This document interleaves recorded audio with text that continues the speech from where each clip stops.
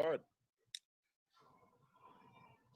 All right, so welcome everybody to another Cooking with Friends. This is the second one. So those of you who are missing out this week, we hope you will think about joining us next time. We do this every other Thursday is what we're planning on. So Nancy and Cheryl are in the building, and we want to turn it over to them to get us started on what we're cooking tonight. Okay. Well, welcome everybody. And tonight, Nancy's going to make a dish first, and then we're going to alternate. We're going to try to get 4 of them done. Okay, so when we were talking about what we should make tonight, we went several directions, but then we thought, Father's Day is coming up. And Father's Day, we do special breakfasts for our husbands and our fathers. So we thought, well, let's do some Father's Day brunch ideas. And so I'm going to do one that's very traditional in our family, and Cheryl's going to do something that's more traditional in her family. So I'm going to start with, we do biscuits and gravy, all kinds, but this is kind of my go-to gravy recipe I'm going to do here for us first. It's using nuts. And nuts are so good for you. This one has Brazil nuts in it and cashews, and you can use whatever nuts you want. If possible, you want to soak your nuts first for 20 minutes or more.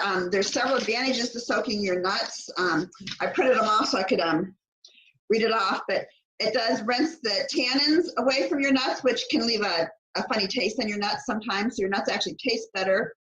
It can also increase the enzyme activity and greater absorption of the food's nutrients by the body and increases the digestibility of the nuts. It also makes it easier to blend. So if your blender's not, the Vitamix or a very powerful one, if they've soaked, they'll blend a lot smoother without the powerful blender. I've got a little cheat sheet here that talks about all the different things that different nuts have in it. So it's good to use a variety of nuts. The Brazilian nuts have psyllium in it, which is a little different than some of your other nuts. And that's really important for antioxidants and stuff. And nuts are so good in so many different ways. And so I try to use a variety of nuts in my cooking. If I use like Brazil nuts or cashews in a main entree, I might put pecans or walnuts into a dessert. So you have as many nuts as you can get with all the good nutrients in them. So this one is, say again, Brazil nuts and cashews. And the color of your gravy somewhat depends on what kind of nuts you're using too. So you want to start out with all your nuts in your blender. After you soak your nuts, you for sure want to rinse and discard the water. You don't want to use the water they soaked in. And if you're going to soak them for a long period of time, it's good to soak them in the refrigerator. So I'm adding 2.5 cups of water to start with. The total recipe uses 5 cups, but I'm going to use the other 2.5 cups to clean out the blender for easy cleanup. I've pre-measured everything. So I'm adding some liquid aminos and some, let's just guide to the right recipe, liquid aminos.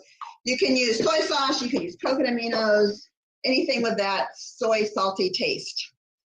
And then for my dry ingredients, there's cornstarch to thicken it. You can use arrowroot powder. There's onion powder, yeast flakes, some beef seasoning, whatever your favorite is there, and some salt. If you want, you can use fresh onion in it. But the recipe just says for powdered stuff, so that's real easy to get going. So we're going to blend these up here real quick. Let's see here, we'll figure out.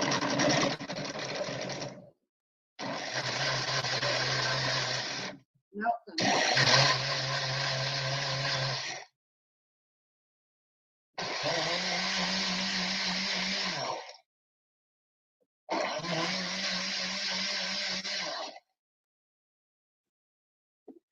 Okay. All right. Since they were soaked, it didn't take much at all to get it blended up nice. So you can take this out, pour it into your pan. Use your other 2.5 cups of water.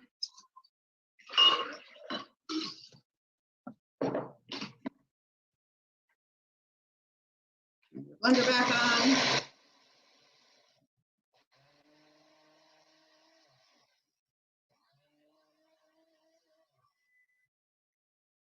And add this to your pan, and your blender is now almost all of the clean. So easy cleanup. Nothing wasted. Just that. So then you're just going to put this on the stove, and you're going to either stir it constantly if you have it on a very high temperature, or you're going to put it down on low and just stir it occasionally. I tend to be busy doing other things, so I tend to put it on a lower temperature and just stir it. And if it, then when everything else is done, if it's not ready, then I turn it up and constantly stir it. But so while that's cooking over there, we're going to let Cheryl show her first recipe. And just a minute there. Okay, the first one, I made this probably for 20 years already when I was the food service director at the academy, and this was one of the favorites. We would do it for special Sunday mornings when maybe we were going to have a spring picnic or something. You can change it up. Tonight we're making one that's gluten-free, and this is the crust we're using. And we're using these because we have 2 in our family that have to have gluten-free. So we use these, and then all the rest of the products we aren't concerned about. So we have that one ready to go. And then we're going to put together the other one.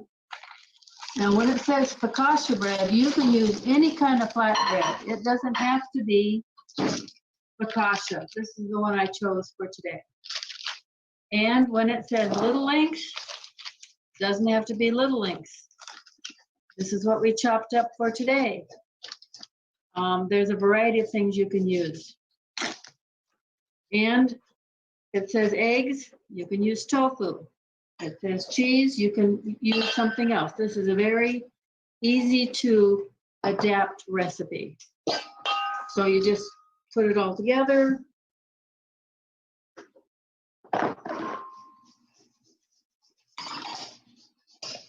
And mix it up.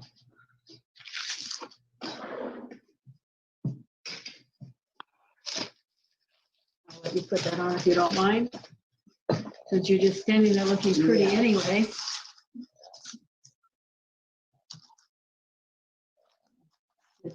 Something on my foot. And this is what it's kind of going to look like. Now, some people might choose to put in Bacos. Oh, I forgot to spread the butter on. So this one might be a little dry. That's what happens when you get nervous. So I just spread it around, push it down tight, and it says to use a pastry cutter to chop up the eggs. You don't have one, fork and knife work too. And then you just sprinkle some topping on it. And this time I'm using seasoned salt, but if somebody would like to do garlic salt or whatever they would like, those are options too. So this is what it looks like.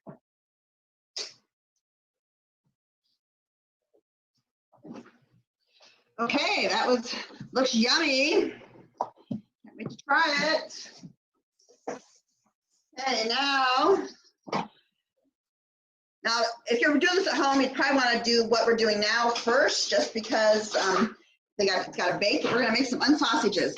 And I've been doing this recipe for a few years, and I just love it. I use it for, because I cook several things for the academy, and I feed this to the kids all the time for breakfast, and they like it. And so we're going to make sausage patties, and the sausage patties, the homemade sausage patties are what we've crumbled up into the gravy. So what you would do is you put your water in a pan and you put all of your ingredients there. What I have here is tablespoon of maple syrup. Yes, that makes a difference. And it has some liquid aminos and some oil. So you're going to boil that, and then you're going to have your dry ingredients, which are nutritional yeast flakes and onion powder and sage and Italian seasonings and some cayenne. And the cayenne depends on your family preferences and the strength of your cayenne. I have cayenne that's of a 35 number on it, and they have hotter, they have milder, so I only use about half the cayenne. And it seems to work for us. So you would boil this together. My water is already boiling, so I'm just putting it in here. And then you just simply stir your oats in. And you want to let it set for a little bit to absorb the moisture. About 10 minutes if you have the time. So we're just going to let this sit. You can see here it's pretty soupy right now. It kind of smells like a sausage smell because of the sage in it. I will admit that I bought some Morningstar Farm sausage patties recently. And since I've been eating these for so long, I did not like the Morningstar Farm sausage patties. The texture was funny and it was just different. So we're gonna let this sit for a little bit, and Cheryl's gonna do her next recipe, and then we can briefly, this should be, look at it and I can show you what a patty looks like. Okay, this is the fruit pizza. Guess I better get my recipe. And this is a crust I baked earlier today. Now, I don't know if you noticed up on the upper corner here, I have also made it using a brownie mix and spreading it thin instead of having it in a small pan and using that as a crust. But that was more for like a dessert type thing. It's a sweeter, richer type. I've also used oatmeal cookie recipes for the crust. Oh yeah. It gives it a little more substance. I really like this tool. I put parchment on top of the dough and roll it out. If you don't have one, another one works as well, or your hands, but I did like this tool. And I have pre-mixed my cream cheese mixture. Here again, you can use other brands that are not dairy, and they work just as well.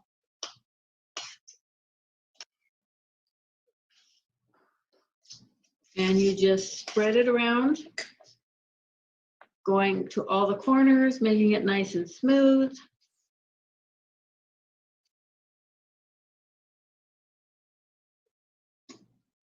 And this was also one of those recipes I would use at the academy. I was at a food show, and that's where I first got the recipe. Of course, they wanted me to use their cookie mix, but I like to bake from scratch. But I learned a lot working at the academy and going to food shows, and even from people that were my assistants. They would come with ideas too. So over the years, you can learn something from everybody. It's just a matter of sometimes just a little bit of a seasoning change, or for example, this one, if you don't want the dairy, you use the other type of cream cheese. So that is basically, if you can see it, what it looks like.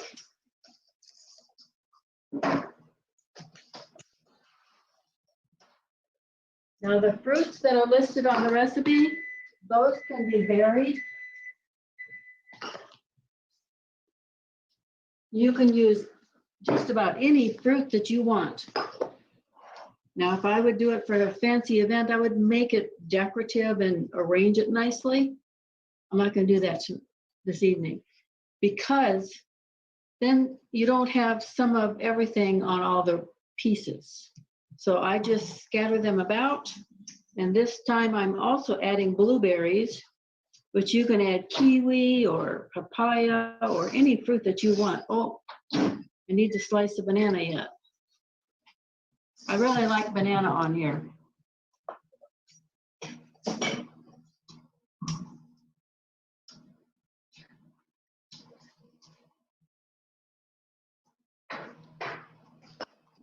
And some people may not like a particular fruit. So then that's when you leave that off and you do a different one. I thought I had drained these mandarin oranges, but they still have too much liquid. So I'm going to squeeze them out a bit. Sometimes people make this for, like, say they have a 4th of July picnic and they make it with blueberries and strawberries and everything to look sparkly and red, white, and blue. My daughter made a fruit pizza for an Easter brunch one time, and so we shaped it in the shape of an Easter egg. And then we decorated it like an Easter egg. It was kind of fun. It was a big hit at the place she took it to. Oh, I'm sure.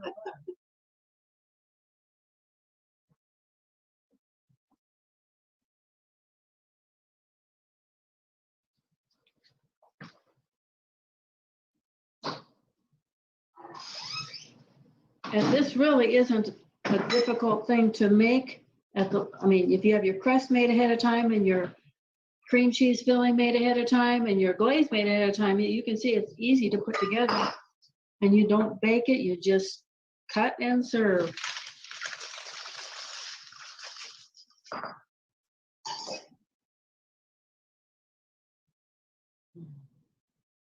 By not arranging it, you've got more fruit on here than you would otherwise. So it's actually more of almost eating a fruit salad on your slice of pizza. Then this glaze I had made this morning.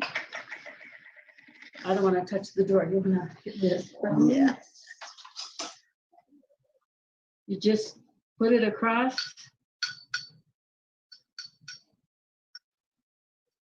And it's kind of like putting frosting on a cake.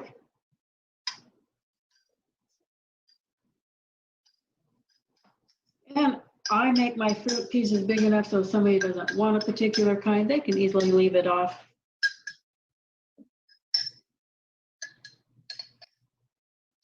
So, anybody have any questions, comments? I don't see any on the chat at this point, but if anybody wanted to type one in, we can have one there. So you're saying this one is not baked at all, it's just served, and so well, the crust is baked. The crust was pre-baked. Yeah. Otherwise, this is ready to cut and eat. Nice. Okay, now Nancy's ready for the rest of hers. Okay, so now this is set and it's gotten firm. So what you just want to use is an ice cream scoop, and whatever size, you kind of make them a little smaller than you might a regular patty. You can even use a smaller scoop. You're just going to make some of these and you're going to bake them. Then after you bake them, you can just crumble them up and put them into your gravy, or you can not put them in the gravy and just serve them separate. People can put their own combination together. The gravy's also good. If you don't want to make your biscuits, make your own patties, you could put in linguettes or chop up your linguettes and put them in your gravy. That's really good. So just about anything. It's use it for anything. You could saute some mushrooms, put some mushrooms in it. Go a little crazy with what you like. So this is it. Other than biscuits, what else would you put it on? Potatoes, rice, toast, anything you like gravy on. Some people, I have a brother-in-law that likes gravy on everything. So he eats gravy on everything. If it's not a meal without gravy. So works good. And these freeze really good. And I made some at home for a sample. And I was lucky enough, I had some in my freezer, just enough I made a half batch of gravy at home. And it was enough in my freezer that I crumbled and added to the gravy. And it was kind of nice because when something freezes, it doesn't always hold its shape. And so a lot of them were already crumbled. I didn't have to crumble them. So I made little teeny tiny biscuits. I like to do things. Sometimes I use heart-shaped cookie cutters or other, interesting things with my biscuits. And so it's gotten a little thick now. When it first comes out, it's thin, and you can thin it with some more water or some milk of your preferences. But I can guarantee that when I left home, my mother-in-law and Ginger were eating biscuits and gravy, and they were loving it. So If you could smell it, we don't have smell vision yet, but anyway. My house smells pretty good. I wish they did make smell vision. I really want to smell that. We're glad that you joined us tonight. We're talking about our next one already, trying to decide what that's going to be, and we'll get that out as soon as we finalize our plans. We're thinking about something 4th of July. So Cool. Yeah, I'm looking forward to that. And thanks everybody for joining us tonight. You know, that we want to say thanks to Nancy and to Cherryl for sharing this with us.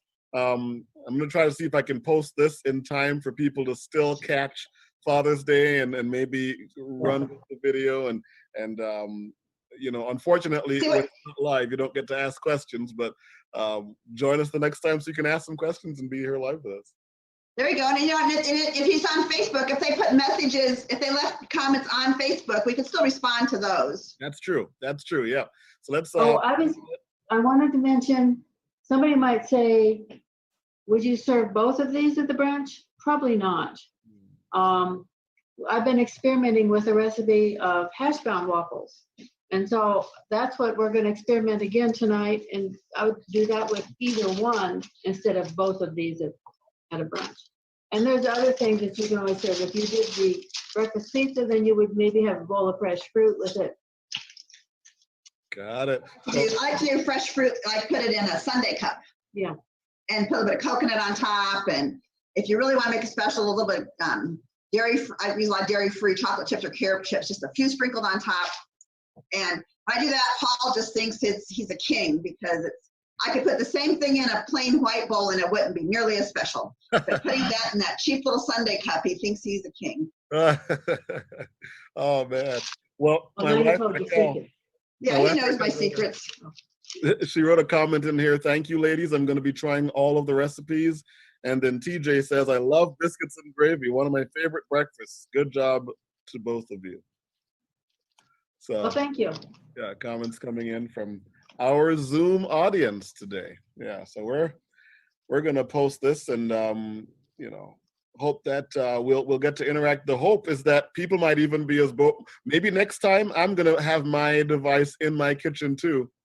And as you're making it, I'm trying to make it along with you and ask questions and make my own mistakes. And there you go. I try to see this through. So looking forward to that.